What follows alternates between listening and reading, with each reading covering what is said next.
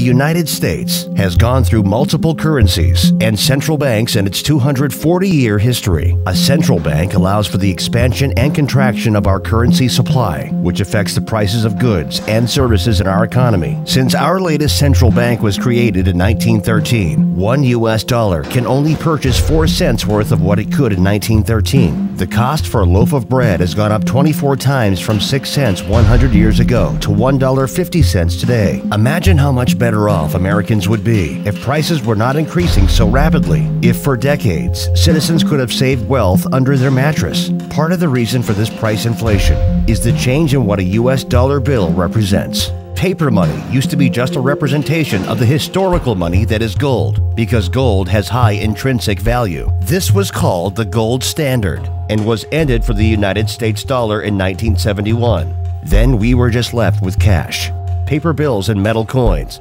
Today, only 8% of the world's currency exists in a physical cash form. The digital revolution has made money ever increasingly become more virtual and less physical. With the invention of the internet came some attempts to return to gold-backed currency by representing gold digitally.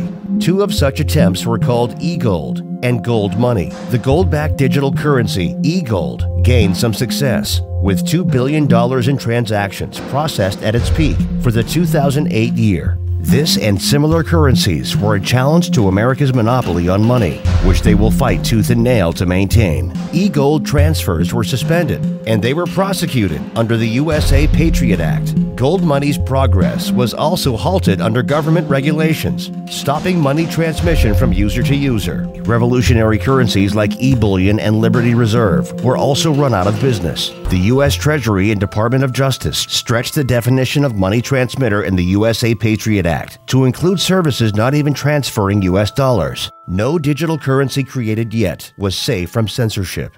These digital currencies had the same fault, like the infamous file-sharing software Napster. A federal court ruled Monday Napster must stop allowing music fans to swap copyrighted material. They relied on a central point of control, server, or organization that could be hacked, legally shut down, or simply driven out of business by unmanageable compliance costs from government regulations. In the early 2000s, PayPal filled a market need for online transfer of dollars. The company is subject to money transmitter laws under all 50 states, in addition to the federal government. Regulations of PayPal create many drawbacks, including high fees and a lack of freedom from censorship. For instance, it cannot be used in Iraq, Afghanistan, Bangladesh, Pakistan, and countries on the U.S. economic sanction list. In addition to this, your personal transactions can be monitored legally by the government. In 2010, PayPal shut off the ability to donate to WikiLeaks after the organization released thousands of diplomatic cables. However, WikiLeaks was able to keep running through donations in a new digital currency called Bitcoin, which was first set up in 2009.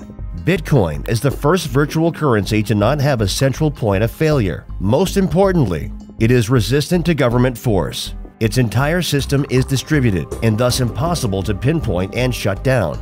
It is able to achieve this feat through cryptography, which is basically a fancy word for secure communication. The software, of course, takes place via the internet. It runs on a protocol like HTTP, HTTP being the protocol for the World Wide Web. As it was designed, a distributed network of voluntary users provides the service to maintain the Bitcoin software system. This currency allows you to send a payment to anyone in the world online without using any bank, company, country, government, or otherwise trusted third party. Sending Bitcoin basically works like an email, except that a Bitcoin's unit of value cannot be duplicated. Only a specified number of Bitcoin units will ever be in existence. By May 2010, Bitcoin was beginning to trade in the real world. It is likely the first transaction ever made with the fledgling currency, which began in 2009. This Papa John's pizza might look like an ordinary delivery, but it seems likely to go down in history as the most expensive food of all time. In May 2010,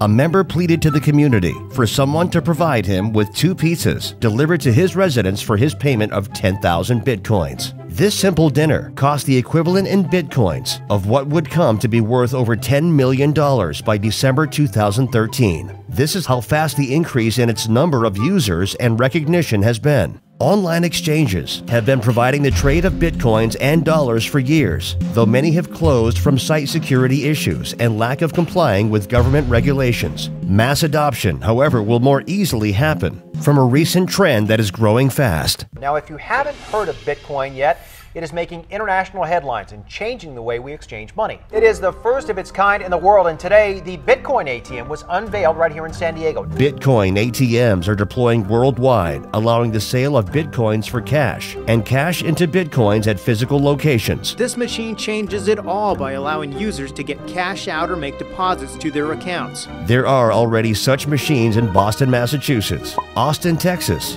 Mountain View, California, Vancouver, Canada, and Tijuana, Mexico.